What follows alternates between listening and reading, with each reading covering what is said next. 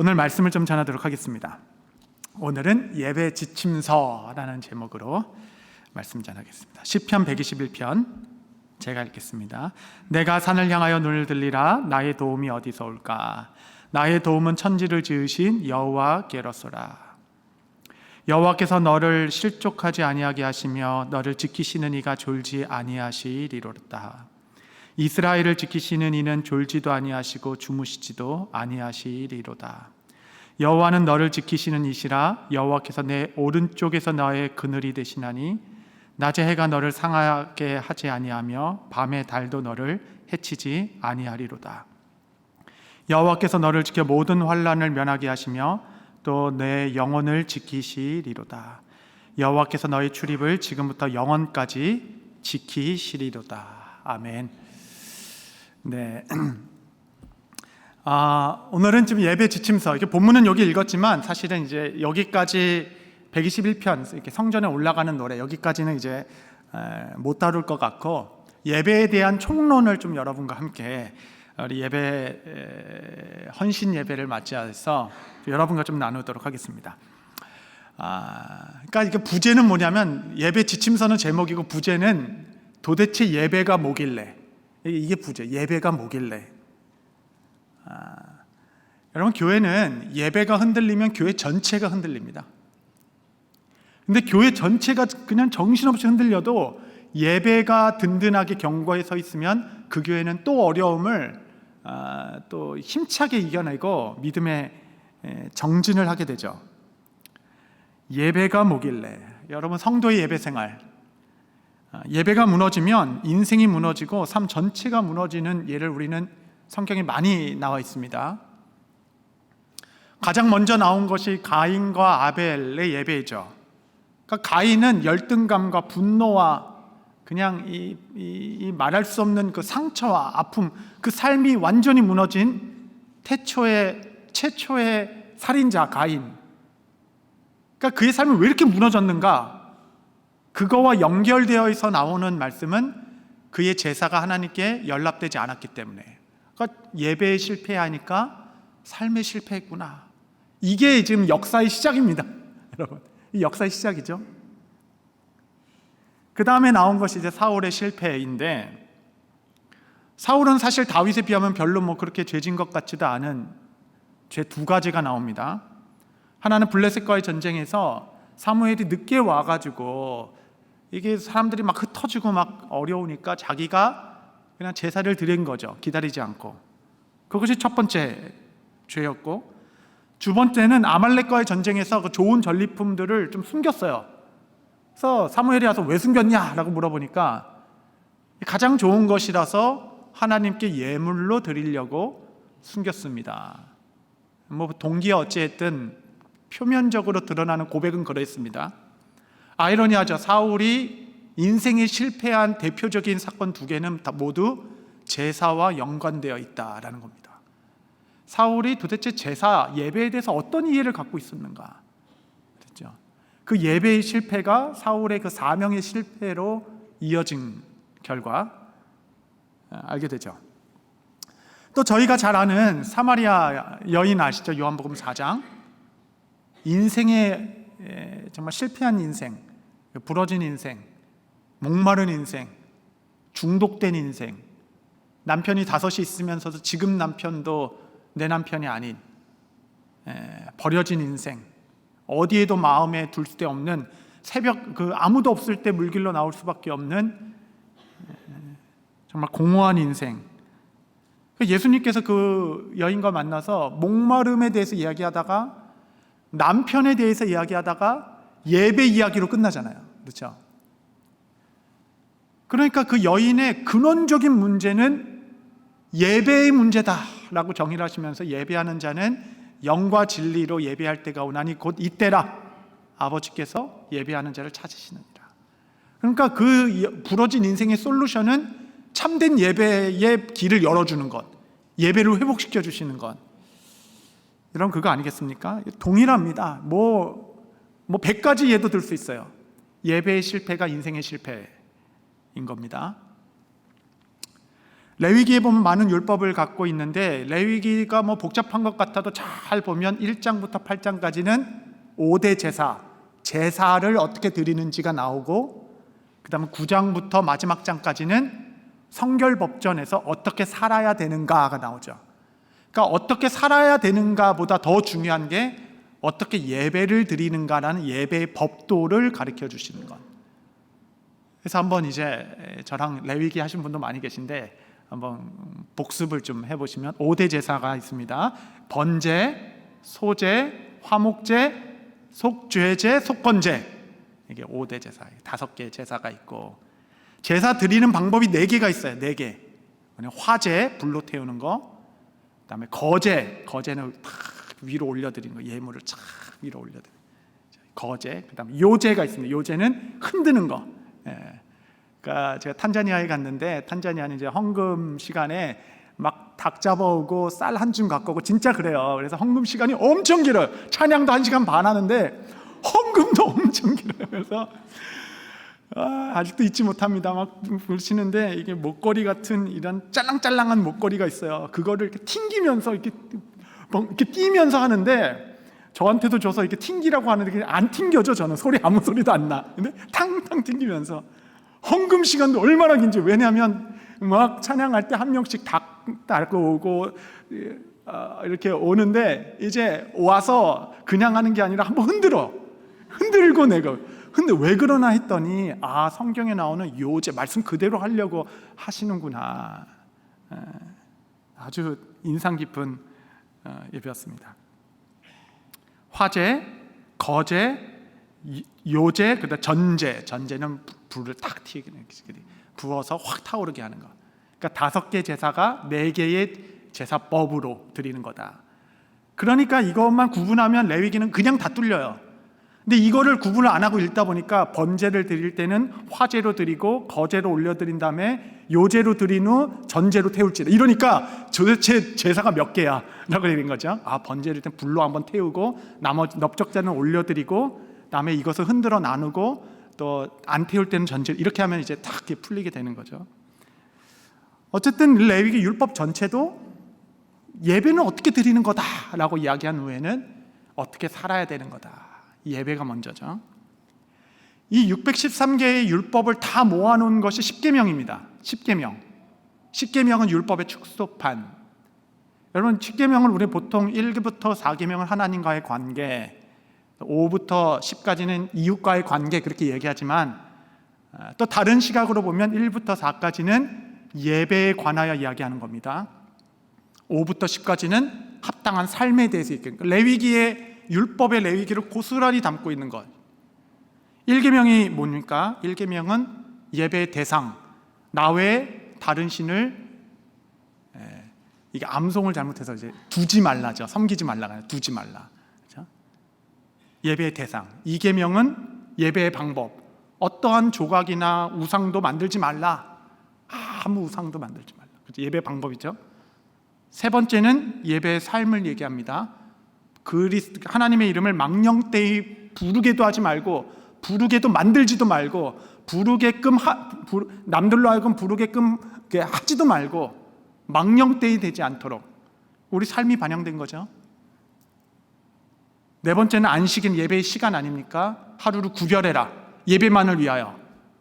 여러분, 예배의 관점으로 한 이후에 부모를 공경하고 도둑질하지 말고 간음하지 말고 거짓 증거하지 말고 또 탐하지 말고, 이러한 삶으로 연결되어 있는 구조 아니겠습니까?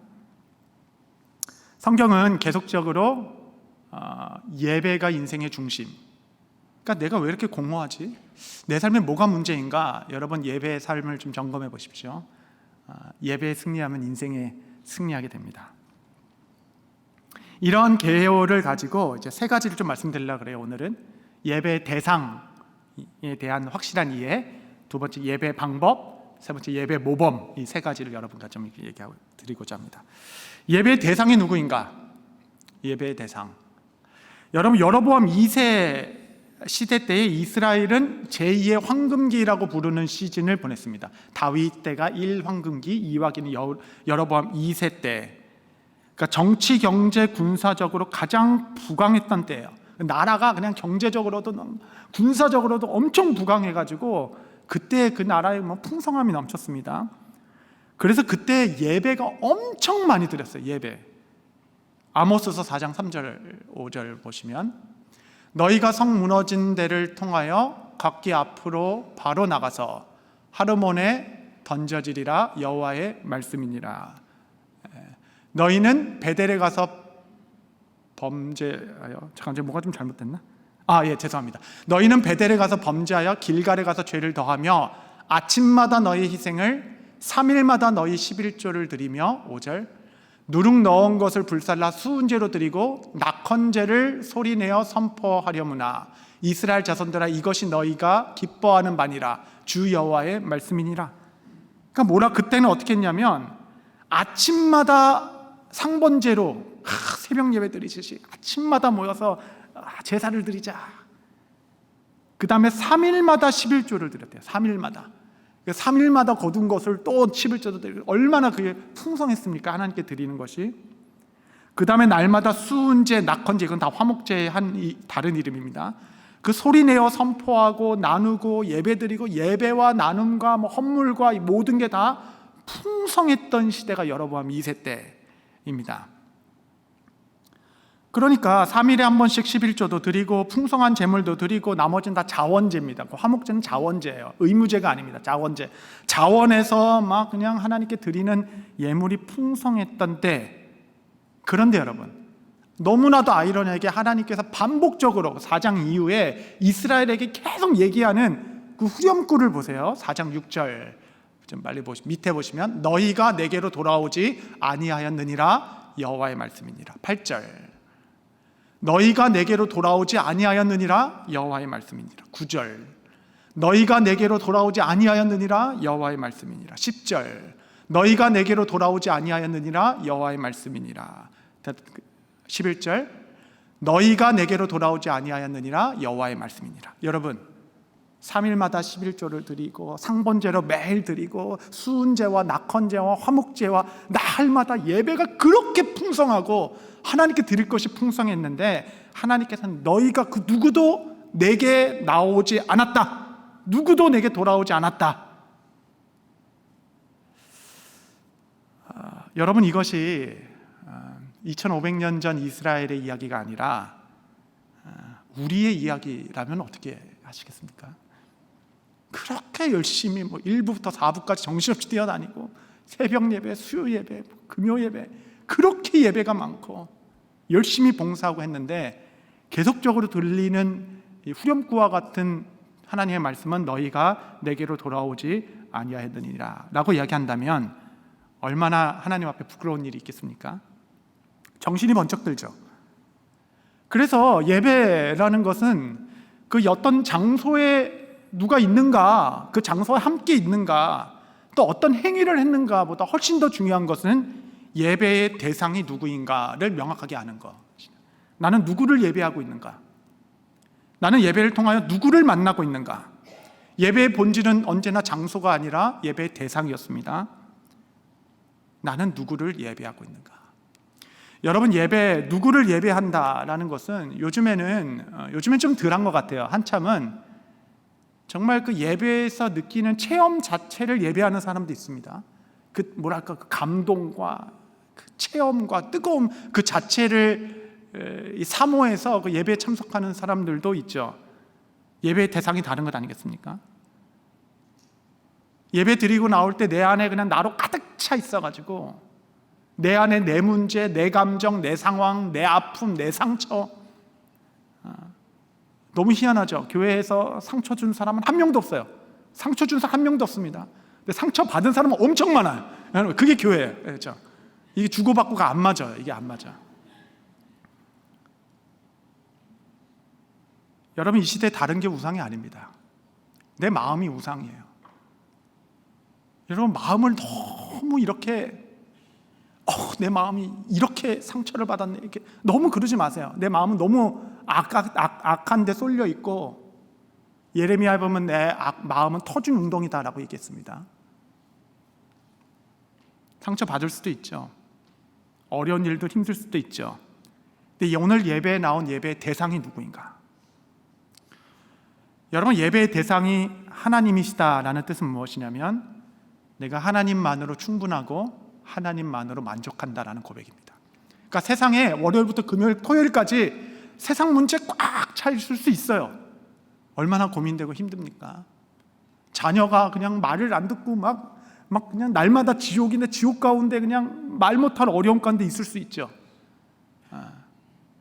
회사가 이게 넘어가냐 안 넘어가냐, 한 달을 넘길 수 있냐 없냐, 이런 정말 어려운 상황 가운데 하루를 연명하며 토요일까지 전쟁과 같이 지낼 수 있죠.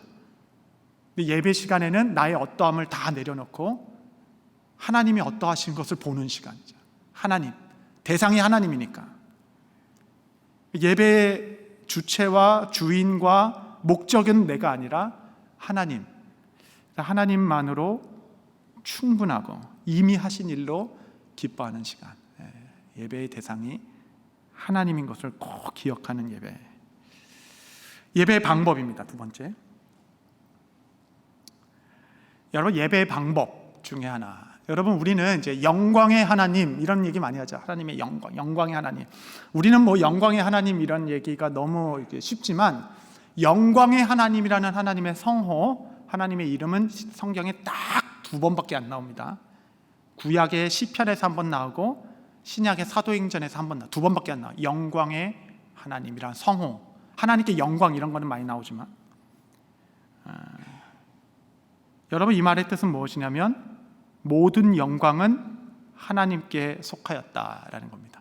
여러분, 창세기부터 계시록까지 여러분 꼭 암기해야 될 말씀들이 몇 개가 있는데 그 중에 하나가 이 말씀이죠.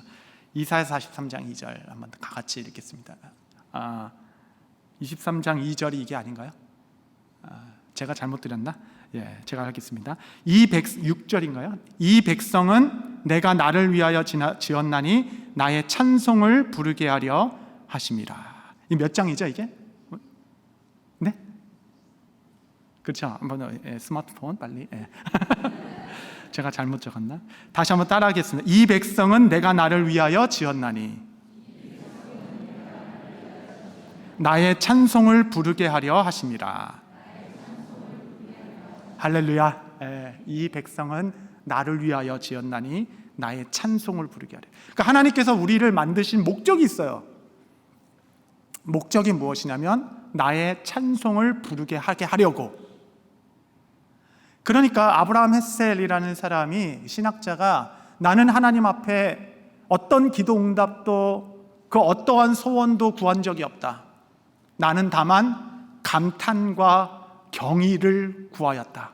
그리고 하나님께서는 항상 내게 응답하셨다. 기가 막힌 말씀이죠.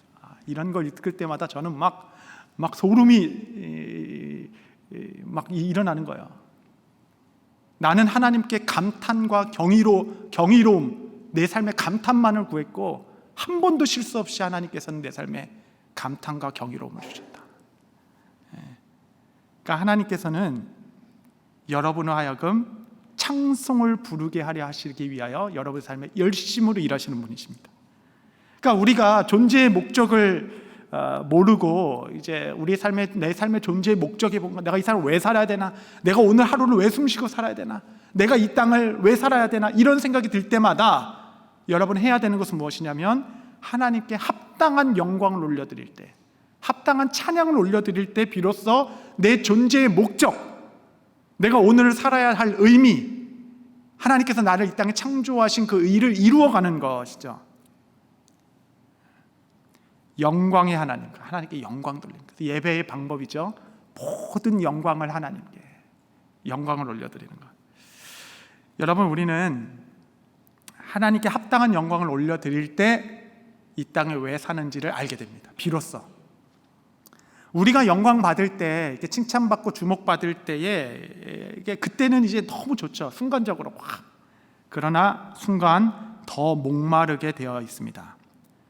더 조급하게 되어 있습니다. 칭찬은 받으면 받을수록, 영광을 받으면 받을수록 사실은 내일이 더 두려워집니다. 왠지 아세요? 우리가 받는 그 영광은 처음부터 내 것이 아니었기 때문에 그래요. 내 게 아니기 때문에 그렇습니다. 세상 그 제일 좋은 차, 뭔지도 모르겠어요. 하여튼 제일 좋은 차 하나님을 저한테 몰라고 하면 뭐 좀 몰긴 하겠죠. 엄청 긴장하면서 혹시 긁어먹을까? 혹시 엄청 너무 불편해. 아무리 좋아도 내게 아니니까. 이거 긁으면 어떡해? 누가 와서 박으면 어떡해? 근데 좀 찌그러졌어도 제 차를 가면 여유가 넘치고 내 차니까. 그래서 옆에 사람이 이렇게 뭉콕하고 막 해도 뭐 대충 봐서 뭐 큰 어른 가시라고. 내 차니까 얼마나 여유가 있어요. 티도 안 나. 이제 많이 이렇게 해서 내 거니까 편한 거죠. 내게 아니면은 불안한 겁니다. 우리는 있어야 할 자리에 있을 때가 제일 편한 거예요. 여러분 그 수영장에 이런 비치 볼 같은 거를 물 속에 집어넣으면 이게 부들부들 떨어요. 근데 부들부들 얼마나 불안정합니까? 부들부들 떨어요. 그 자리를 유지하기 위해서. 그래서 자연스럽게 놔버리면 위로 퐁 튀기고 물 위에 오면 세상 편한 거예요. 그냥 우리 있어야 할 자리에 있는 것. 하나님께 합당한 영광을 하나님께 올려드리기 시작할 때 정말 여러분 그 어디서 경험할 수 없는 기쁨과 안식과 평강과 희락을 경험하게 됩니다. 그래서 예배는 여러분 내가 은혜 받기 위하여 가는 것이 아닙니다. 은혜를 하나님께 주시지만 나의 목적이 은혜에 있는 것이 아니죠. 영광의 하나님, 합당한 영광을 올려드리는 시간에 그 시간을 구별해서 그렇다고 막 우리가 예배 3시간 드리지 않잖아요. 그냥 그냥 집에 모든 산적한 문제를 다 벗어버리고 이 1시간 20분 이 시간은 그냥 내가 하나님만 생각하겠다. 하나님께 내 마음을 쏟아놓겠다. 하나님의 영광에 그 합당한 찬송을 이 시간에 올려드리겠다. 여러분 그렇게 예배에 성공할 때 여러분의 삶은 중심을 잡기 시작할 것입니다. 사람의 영광이라는 게 이제 탁 받고 나면 이제 두렵죠.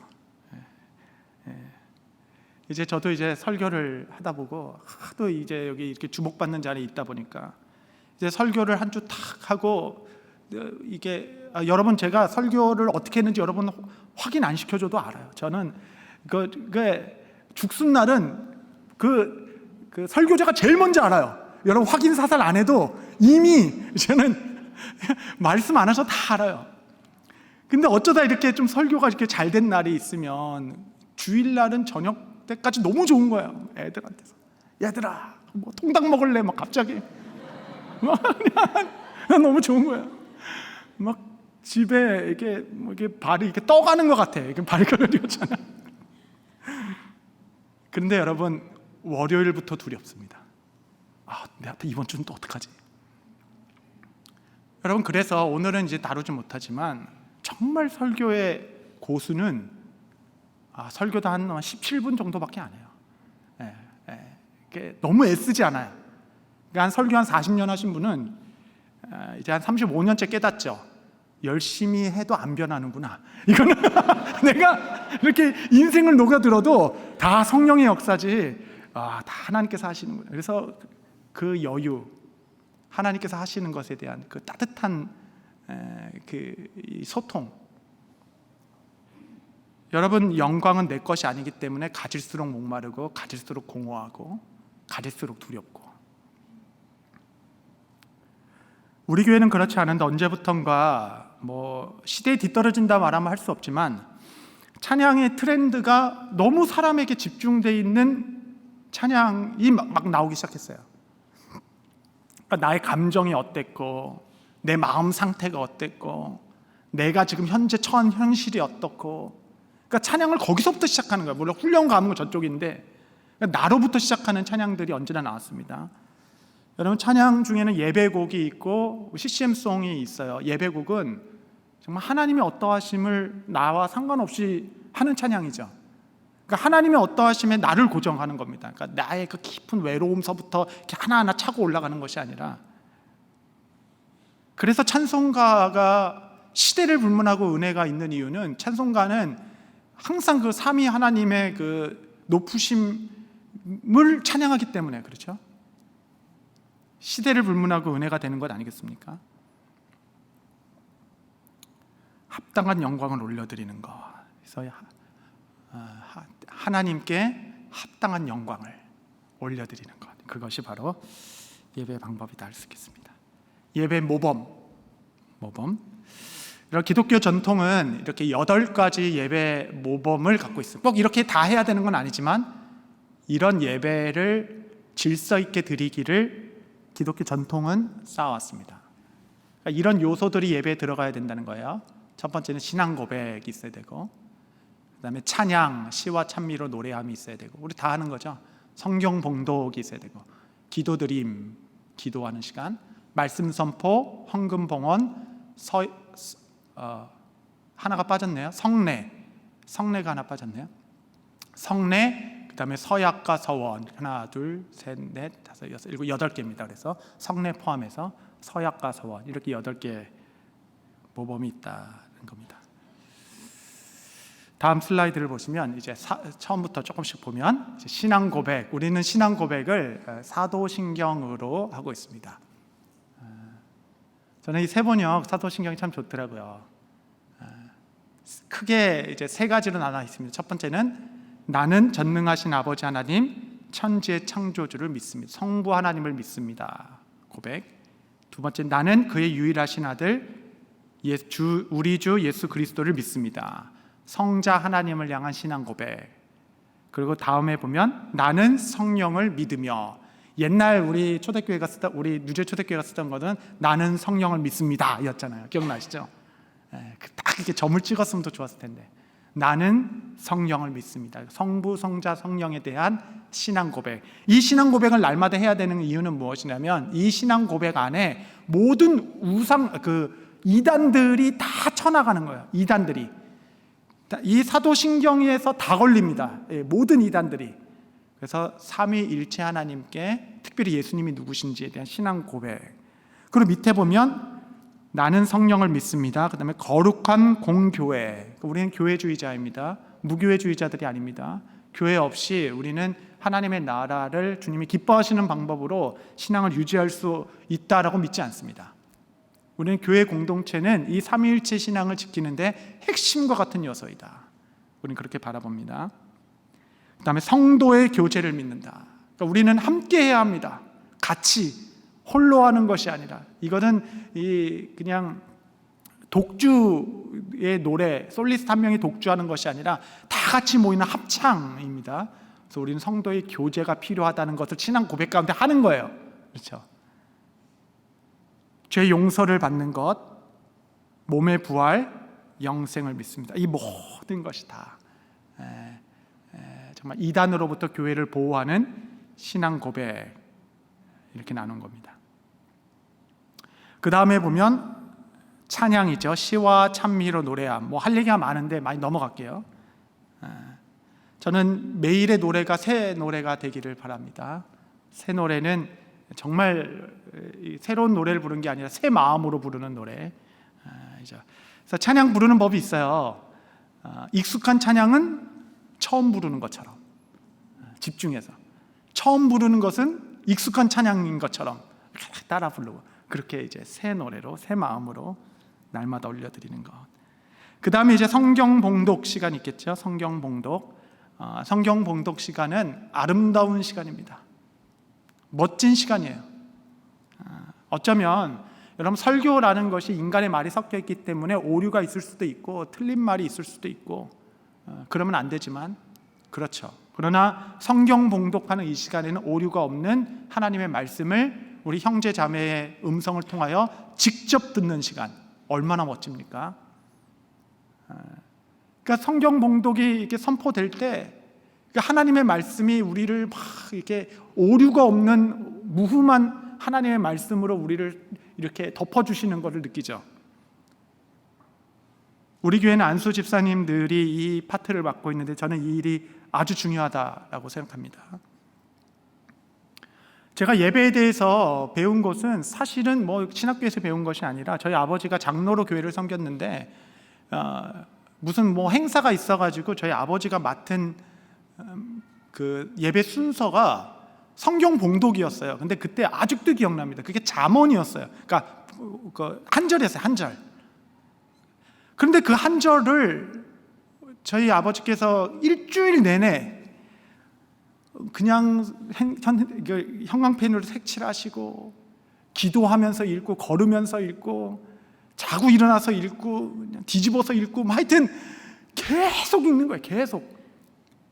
그래서 제 마음에 아니 한 절밖에 안 되는 거를 그냥 가서 빨리 읽고 내려오면 되지 왜 이렇게 읽고 또 읽고 준비하고 또 준비하시냐. 그게 아주 제 마음에 그냥 강렬한 인상으로 이렇게 예배를 준비하셨구나, 이렇게 준비하셨구나, 이런 예배론의 모든 것 그 한 순서를 이렇게 준비하시는구나. 그리고 말씀이 육신이 되신 성경 말씀을 우리 형제자매의 음성을 통하여 무흠한 하나님의 생명의 말씀이 선포되는 시간이 성경 봉독이죠. 그래서 이제 성경 봉독하는 시간에 이렇게 일어나서 성경 말씀을 듣는 교회도 있고 이런 것이 이 시간이 너무 중요하기 때문에 그런 겁니다. 그 다음에 이제 기도. 우리는 대표 기도를 갖고 있죠. 장로님들께서 기도를 할 때마다 얼마나 위로가 되는지, 얼마나 정말 능력 있는 말씀의 선포인지. 예수님께서 요한복음에 보면 큰 소리로 기도하시니 이렇게 나옵니다. 큰 소리로 기도하시니 이는 듣는 이로 하여금 믿음을 갖게 하려 하심이라. 이게 대표 기도의 기능이죠. 혼자 기도할 수도 있어요. 그런데 우리가 앞에 공예배에서 대표 기도하는 이유는 이 기도를 듣는 이로 하여금 믿음이 생기게 하려고. 그렇지, 하나님이 이 아픈 내 삶을 하나님이 아시지. 따뜻한 위로.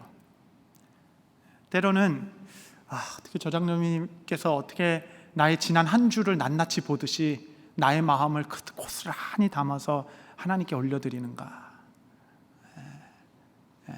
영광스러운 시간이죠. 기도를 통하여 우리 온 성도의 마음을 모아 하나님께 올려드리는 기도. 그래서 여러분, 어떤 교회는 기도를 이렇게 하지 않아요. 이렇게 하지 않고 뒤를 돌아서 합니다. 이렇게 여러분 같은 사이드로 해서 여러분 가장 아픈 앞 가운데 여러분 모두를, 교회를 대표해서 가장 앞자리에 나와서 여기 십자가가 있다면 십자가를 향하여, 앞을 향하여 성도들을 뒤로 하고 모든 성도들을 대표하여서 제가 하나님께 올려드리는 공기도 영광스럽죠. 그렇게도 합니다. 올려드리는 기도, 준비된 기도 하나하나를 통하여 하나님께서 얼마나 기쁘게 받으시고 듣는 우리로 하여금 새로운 믿음이 일어나게 되는 복된 시간. 그래서 기도를 준비할 때는 정말 일주일을 특별히 구별해서 정말 하나님 앞에 올려드리는 기도.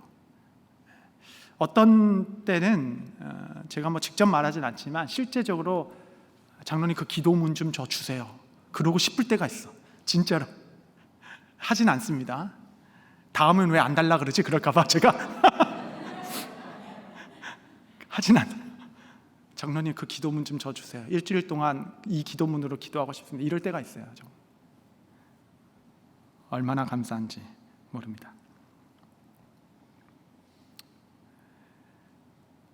그리고 이제 말씀 선포가 있죠. 이건 넘어가고 그 다음에 이제 헌금 봉헌 시간이 있습니다. 여러분, 헌금이라는 것은 이제 두 가지로 좀 나눠서 이해할 필요가 있어요. 일반 헌금이 있고 11조, 이게 두 가지는 좀 성격이 다른 겁니다. 여러분, 일반 헌금에 대한 모든 것은 이 말씀만 기억하시면 돼요. 이것만 기억하면 헌금은 다 끝난 겁니다. 고린도후서 9장 7절에 각각 그 마음에 정한 대로 할 것이고 인색함으로나 억지로 하지 말지니 하나님께서는 즐겨내는 자를 사랑하시느니라. 이게 기준이에요. 아무것도 없습니다. 각각, 그러니까 뭉뚱그려 우리 다 같이 이렇게 합시다 이런 거 없습니다. 각 사람이 그냥 마음에 스스로 정하시면 돼요. 정한 대로. 그래서 기준이 있습니다. 인색하면 안 되고 억지로 해도 안 돼요. 이게 기준입니다. 그러니까 여러분의 삶은 여러분이 알잖아요. 너무 인색한가? 근데 또 괜히 안 해도 되는데 너무 많아서 너무 억지로 즐거운 마음이 안 생겨요. 그 인색함과 억지로 드리지 않는 그 어느 선이 이제 여러분들이 기쁘게 즐겁게 하나님 내게 이렇게 기쁜 일을 주셨습니다 하고 드릴 수 있는 헌금이 되는 거죠. 근데 어떤 분은 이것을 이렇게 설명하셨어요. 근데 제가 좀 도움이 되더라고요. 근데 헌금을 이제 준비하는데, 그러니까 되게 아픈데 되게 기쁜, 그 뭐랄까, 하여튼 되게 힘든데 또 동시에 너무 기뻐요. 그러니까 이런 거죠. 그 최고의 어퍼링은 그리스도의 십자가인데, 십자가에서 그리스도께서 다 죽으신 걸 보면 너무 아프잖아요. 가슴이 떨리잖아요. 그러면서도 그 십자가의 그리스도로 임하와 너무 기쁜, 되게 아픈데 또 동시에 너무 기쁜, 아프기만 하면 안 됩니다. 여러분 그렇게 하지 마세요. 아프기도 하지만 기쁜 거 어느 순간 억지로도 말고 인색하지도 않게 그냥 즐거운 마음으로 하나님께 드리는 것. 11조는 좀 다릅니다. 11조는 이것은 신앙 고백이자 세상을 향한 저항이죠. 우선순위를 향한 믿음입니다. 여러분 숫자는 철학이죠. 수학은 철학 아닙니까? 그렇죠? 숫자에는 다 의미가 담겨져 있죠. 11조 생활보다 훨씬 더 중요한 거는 11조 정신으로 사는 겁니다. 그 정신 때문에 하는 거예요. 정신 때문에. 그러니까 가장 첫 번째 열매, 가장 좋은 것, 첫 번째 것, 10분의 1, 이름은 열토막 내서 첫 번째 거란 뜻이죠. 이 10의 1조에 담긴 정신이 뭡니까? 그래서 하나님이 내 삶의 전부라는 그 철학과 정신이 담겨져 있는 숫자잖아요. 가장 좋은 것, 가장 먼저 된 것. 이것은 만몬신이 가득한 이 세상을 향한 저항. 내가 함몰되지 않겠습니다. 신앙 고백. 더 중요한 것은 여러분, 봉헌은 예물을 드리는 것이 아니라 마음을 드리는 시간입니다. 마음. 하나님께서는 정말 여러분이 얼마를 내는지 아무 관심이 없으세요. 정말 그 마음을 받기를 원하십니다. 그래서 저는 이제 내년을 생각하면서 예배 봉헌 시간을 조금 더 귀하게, 지금도 너무너무 귀한데 조금 더 온 성도가 우리의 지난 한 주의 삶을 우리 작은 신앙 고백과 함께 하나님께 좀 올려드리는 시간 되면 좋겠다. 왜냐하면 예배는 본질상 드리는 거잖아요. 드리고 끝나는 거야. 올려드리는 거니까. 영광을 드리고 헌신을 드리고 사랑을 드리는 것이 예배 시간이니까, 일주일 내내 받은 사랑에 의해서.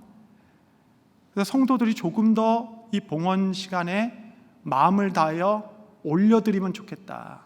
그러니까 무슨 뭐 교회 회비 내듯이 그냥 뭐 그렇게 그냥 무슨 그 회비 걷듯이 하는 거 말고, 정말 뭐 일부를 내더라도 마음이 담겨서 하나님께 올려드린, 주님께서 그 마음을 받으시니까.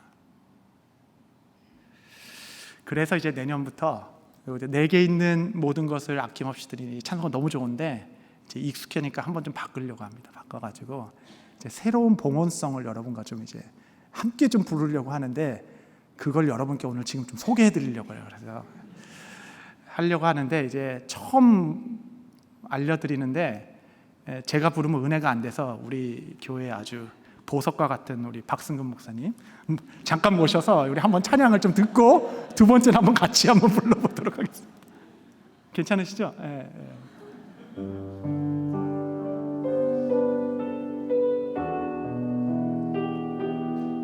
악보도 좀 같이 보여주시죠.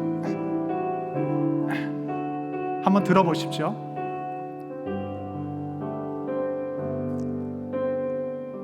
우리 주님 베풀어 주신 것, 백성 된 우리 손이 거두어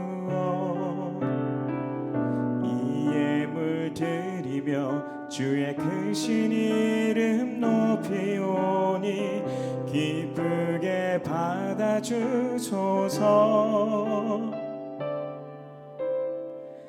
하늘 아버지께서 주신 것, 자녀된 우리 손이 거두어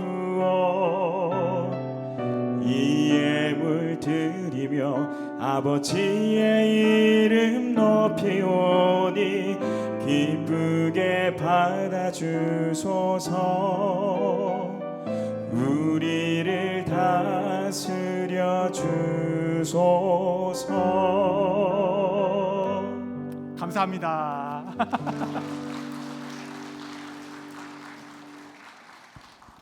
제가 팬이라서 자꾸 올라오라고 그래요.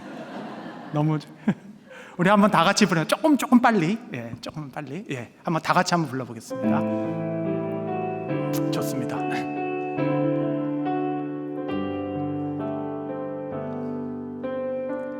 우리 주님 베풀어 주신 것 백성된 우리 손이 거두어 이 예물 드리며 주의 크신 이름 높이오니 기쁘게 받아주소서. 하늘 아버지께서 주신 것 자녀된 우리 손이 거두어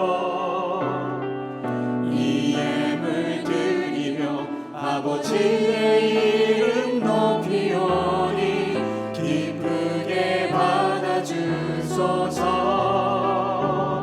우리를 다스려 주소서. 아멘. 예, 이제 우리 주일 예배 때 우리 성가대와 함께 부를 겁니다. 성가대가 이 곡을 좀 우리 편곡을 해서 이제 사성부로 만들어서 성가대와 함께 온 성도가 정말 지난 한 주의 삶을 구별해서 하나님께 주께서 베풀어 주신 것 자녀된 우리 손으로 거두어 하나님께 올려드린 예배, 우리 마음 기뻐 받아 주시도록 올려드리는 예배, 이 참된 이 뭐랄까 올려드리는 기쁨의 예배가 될 수 있도록 여러분 예배를 좀 기억해 주시면 좋겠습니다. 한 가지만 더 얘기하자면 마지막에 예배 때마다 기독교 전통이 항상 갖고 있었던 것 중에 하나 중에 우리가 잃어버린 것, 그것이 뭐냐? 마지막 서약과 서원. 서약과 서원. 옛날에는 서원을 너무 많이 했어. 너무 많이 해가지고 막 엄마들이 애들 나오지도 않았는데 막 하나님께 바치고 막 계속 막 서원을 너무 많이 한 때가 있었죠, 우리. 그러니까 선교 집회 같은 데 가면 그때 몰랐는데 지금 보니 그때가 부흥식이었어요. 청년들이 막 5,000명씩 모여가지고 선교 대회를 일주일 내내 하는데 와, 정말 대단해. 그러니까 중국 선교사님이 오셔서 중국을 위한 선교사님 말씀 일어나십시오. 제 친구가 일어나더라고요.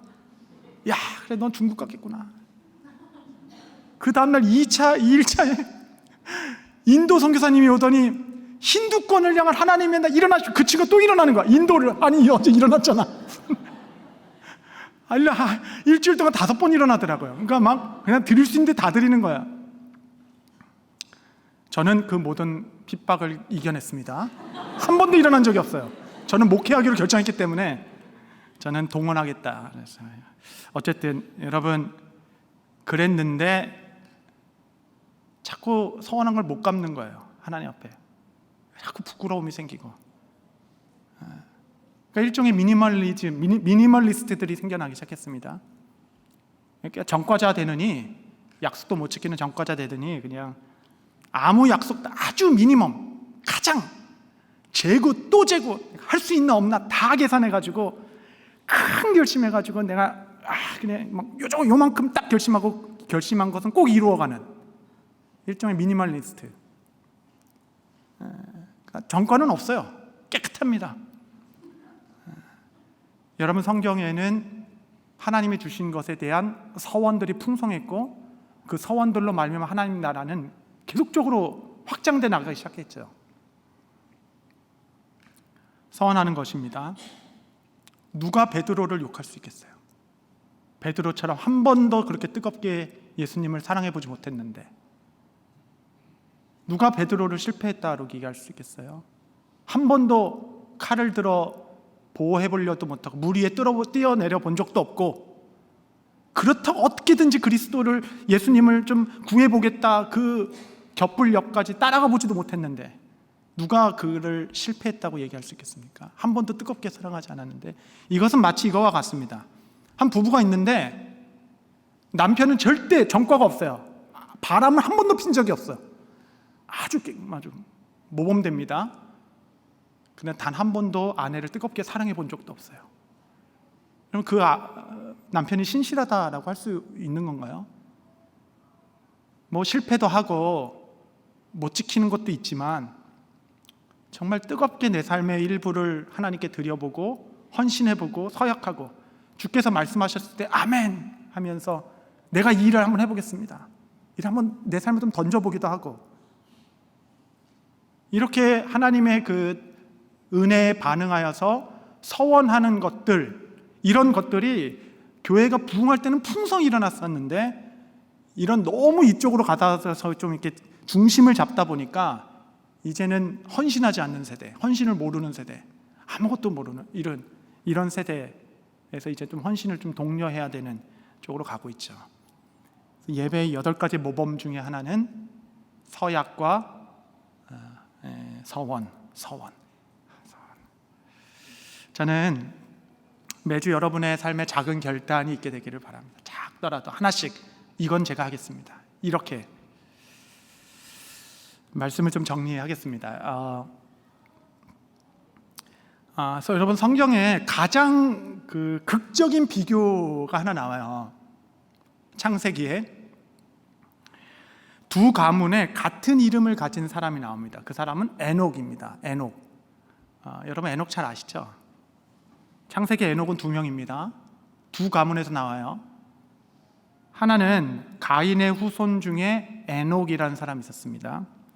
그 사람은 자기 이름을 딴 성을 가진 자였어요. 자기 에녹성이라는 자기 이름을 딴 성을 가졌던 사람이니까 가인의 후손 중에 이름만 나와 있는데 이 사람만 자기 성의 이름이 있다 이렇게 나오죠. 얼마나 사는 동안 이렇게 그냥 대단한 위용을 가진 사람이었겠습니까? 가인의 후손 에녹이 한 명 있고 여러분이 잘 아는 셋의 자손 에녹이 있습니다. 이 에녹은 여러분 알다시피 65세 무두셀라를 낳았고 하나님께서 언약의 자손을 낳는 동안 평생 365세 평생 365년을 사는 동안 하나님과 동행했던 자가 에녹이죠. 그러니까 에녹이 이제 죽음을 맛보지 않고 한국인한테 천국 가셨는데 이렇게 책에 써 있더라고요. 이게 참 좋아요, 저는. 그러니까 매일 예수님과 동행하는 이게 동행이 너무 좋은 거예요. 주님과 이렇게 대화 나누고 이제 그러니까 주님과 함께 대화를 나누다가 이제 쭉 주님과 함께 대화가 막 정신없이 대화 나누고 걷다 보니까 너무 많이 온 거야. 너무 많이 와가지고 딱 돌아보니까 예수님이 에녹아 너 그냥 우리 집에 갈래? 그렇게 한 거야. 너무 많이 가서 돌아갈 게 없으니까 그냥 아버지 집에 가겠습니다. 그래 그냥 우리 집 가자. 그냥 가자. 그리고 그냥 바로 죽음을 맛보지 않고 하나님 나라에 들어간 평생 하나님과 동행하여서 죽음 없이 아버지의 집으로 데려간 사람 에녹이죠. 여러분 이 땅에 살며 어떤 에녹으로 좀 불리고 싶으십니까? 이 땅에 에녹 같은 사람 많죠. 자기 이름의 성을 가지고. 그러나 하나님과 평생 동행하였다라고 말하는 셋의 자손의 에녹. 여러분 우리는 그 에녹을 꿈꾸며 날마다 그리스도를 즐거워하고 삶의 예배를 드리는 우리 모두 저와 여러분 되게 되시기를 바랍니다.